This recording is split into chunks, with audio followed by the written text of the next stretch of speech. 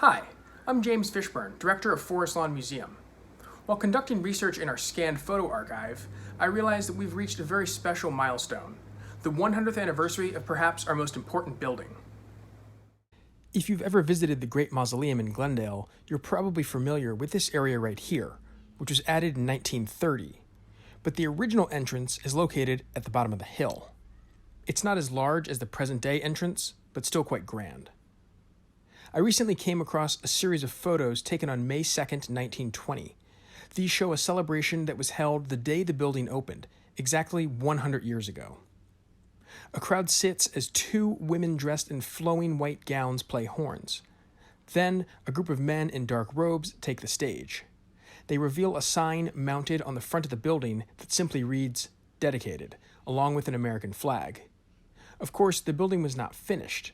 Only the lowest level, the first of 11 terraces, was complete. Some details in the photograph seem almost quaint. The flag has only 48 stars because Alaska and Hawaii were not yet states. And the hillside, where the rest of the huge building would eventually go, is still covered with dirt and grass.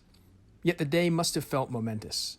The Great Mausoleum was conceived in early 1917, a few months before the United States entered World War I. And construction began in May 1917, just 1 month after the United States had entered the war. Fighting would not end until November 1918. In addition to the war, a flu pandemic took millions of lives around the globe in 1918 and 1919. Those in attendance on that spring day in 1920 must have felt a mix of relief and excitement. The world had endured a difficult few years, but the future was full of promise. The artists and architects who worked on the Great Mausoleum did not forget the past. The entrance is a monument of sorts to World War I. The two angels hold a shield emblazoned with an eternal flame and the word Pax, which is Latin for peace. Angels are symbols of faith and triumph, and this meaning is reinforced by the flame and inscription.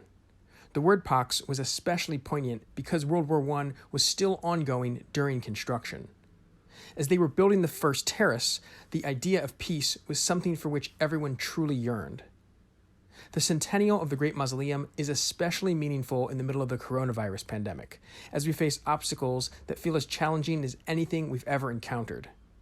At some point in the future, once the coronavirus has passed, I encourage you to stop by the original entrance of the Great Mausoleum. Imagine what it must have felt like to have attended the dedication ceremony in 1920, in the wake of historic tragedies and with so much promise on the horizon. Think about all of the challenges and triumphs of the last 100 years and know that there are another 100 years of achievements ahead of us. Check back soon for more videos celebrating the 100th anniversary of the Great Mausoleum and its incredible art and architecture. Thank you.